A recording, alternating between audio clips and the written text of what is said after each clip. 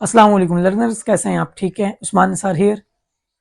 हम सब सोचते हैं और अल्हम्दुलिल्लाह हमारे पास ये कैपेबिलिटी है कि we can think over things.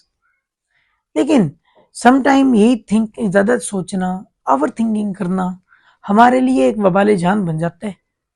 तो मेरे एक स्टूडेंट अब्दुल नासिर ने मुझसे ये क्वेश्चन किया कि सर एक वीडियो बना दें ओवर थिंकिंग पे।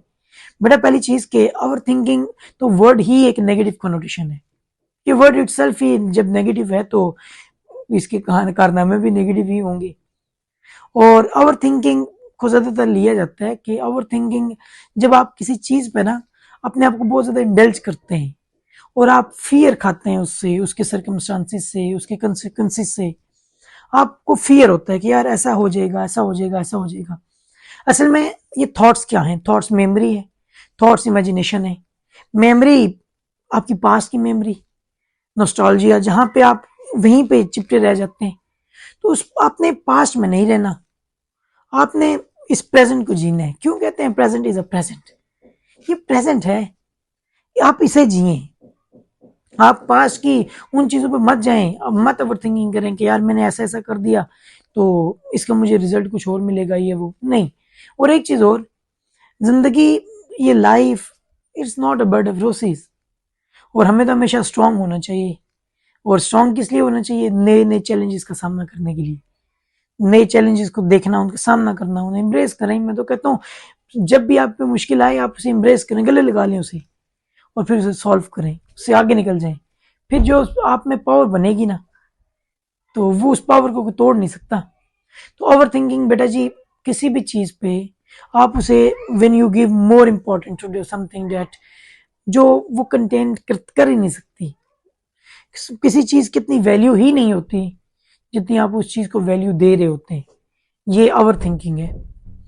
प्रेजेंट में रहें, तो पास्ट में मत जाएं। पास्ट में कुछ नहीं है सिवाय, पास्ट सिर्फ एक रेफरेंस पॉइंट है और आप उसे एज ए रेफरेंस पॉइंट ही यूज करें कि आप कुछ भी कर, आप कुछ मिस्टेक करने लगे हों तो आप एकदम अपने आप को रिकॉल कर लें कि ओ पास्ट में I did that, so next time I will not do the same.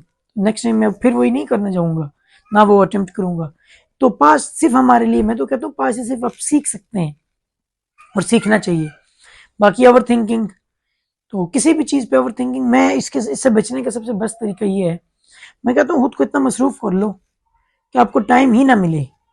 Do not let by these fears around you और in mind, be led by the dreams in your mind.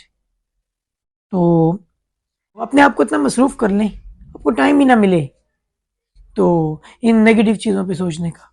हमारे पास तो दीन है, हमारे पास किताबें हैं, नबी पाक सल्लल्लाहु अलैहि वसल्लम की सीरत है, कुरान पाक है। यार हमारे पास मेडिटेशन के लिए कितनी ज़बरदस्त चीज़ है कि हम नमाज पढ़ा करें। जब हमारा माइंड इतनी चीज़ों में मसरूफ होगा तो हमारी ये नेगेटिविटी आएगी ही नहीं, आ ही नहीं सकती। हमें क्या करना है? हमें यार सुबह मैंने ये काम करना है, मॉर्निंग इवनिंग में मैंने ये करना है, आफ्टरनून में ये करना है, नाइट में ये करना है। तो हमारे पास तो टाइम ही नहीं बचेगा ओवर थिंकिंग करने के लिए। ओवर थिंकिंग बेटा जी, Abdul Nasir, overthinking is not a good thing, simple is that. Overthinking ये है कि आप किसी भी चीज़ पे आप अपने माइंड पे ओवर स्ट्रेस डालते हैं। और ये माइंड, ये इमेजिनेशन, ये सारी चीज़, आपको हमेशा अपने माइंड पे कंट्रोल होना चाहिए। तो जब आपका कंट्रोल होगा अपने माइंड पे, तो आप इसकी इमेजिनेशन पे, हर चीज़ पे, तो फिर आपको ये डिस्ट्रैक्ट नहीं करेंगी। ये ओवर थिंकिंग डिस्ट्रक्शन है जो आपको अपने रियल पॉइंट, अपने जो आपका असल गोल है, उससे आपको डिस्ट्रैक्ट कर देती हैं।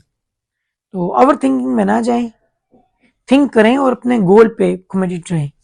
इस तरह की चीज़ें आती हैं, ये डाइवर्जन हैं, डिस्ट्रक्शन हैं, जो आपके माइंड में आएंगी, बार बार आएंगी आपको डिस्ट्रैक्ट करने के लिए।